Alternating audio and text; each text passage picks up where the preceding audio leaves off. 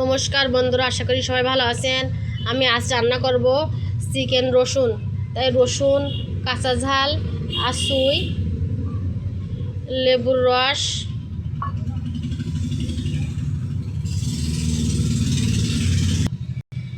এক চামচ লবণ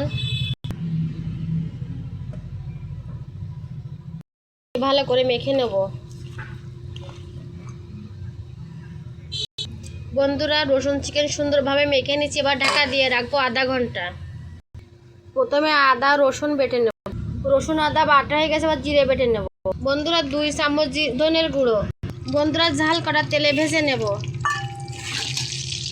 বন্ধুরা, একই তেলে আলু, রসুন আর মুরগির চামড়া ভেজে নেব। বন্ধুরা, ঝাল ভাজার সময় আমি 1 চামচ লবণ দিয়েছিলাম, এখন 1/2 চামচ হলুদ দিয়ে দেব।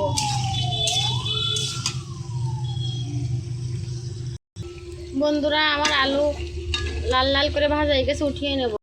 বন্ধুরা, আলু ভেজে যে তেল থেকে গেছে সে তেলে তেজপাতা, দারুচিনি ফোড়ন দেব, পেঁয়াজ, কাঁচা ঝাল। বন্ধুরা, আমি যে ঝাল ভেজে রেখেছিলাম সে ঝালও আমার বাটাই গেছে। এদিকে বাটা হচ্ছে, এইদিকে পেঁয়াজ সব ভাজা। বন্ধুরা, পেঁয়াজ লাল লাল করে ভাজা হয়ে গেছে, দিয়ে দিচ্ছে আদা বাটা, রসুন বাটা। বন্ধুরা, রসুন আদা রসুনের গন্ধ চলে গেছে, জিরে ধনে বাটা।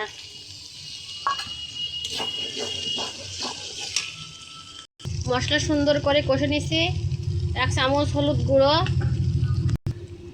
1 চামচ লবণ, ভাজা ঝাল বাটা।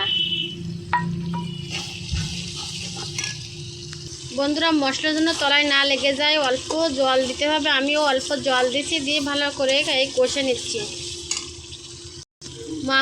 মশলা সুন্দর তেল ছেড়ে দিয়েছে। বন্ধুরা, মাংস আগে থেকে মেখে রাখা লবণ হলুদ মাখানো মাংস দিয়ে দিলাম।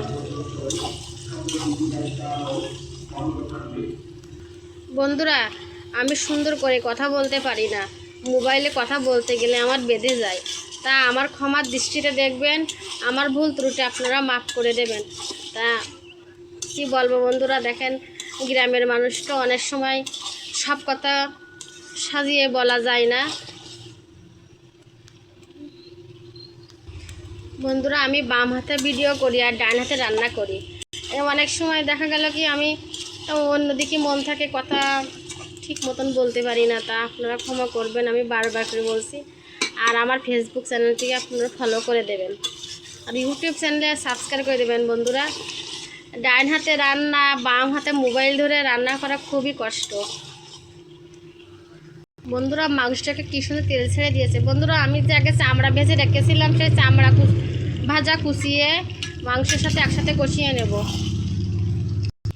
বন্ধুরা, ভাজা আলু না দিলে আমাদের বাড়ি আমার মেয়ে ওর বাবা মাংস খায় না, আলুই দেওয়া লাগবে। বন্ধুরা, মাংস কষা হয়ে গেছে, পরিমাণ মতো জল দিয়ে দেব। বন্ধুরা, গরম মশলা দিয়ে ঢাকা দিয়ে দেবো। বন্ধুরা, গোটা রসুন দিয়ে চিকেন কষা আমার হয়ে গেছে, নামিয়ে নেব। বন্ধুরা, গোটা রসুন দিয়ে চিকেন কষা আমার কেমন হয়েছে আপনারা কমেন্ট করে জানাবেন। বন্ধুরা, আমার ফেসবুকে আপনারা ফলো দেন। আমার ফেসবুকের থেকে আমার 20টি ফলোয়ার আছে, দেখতে চেয়েছে।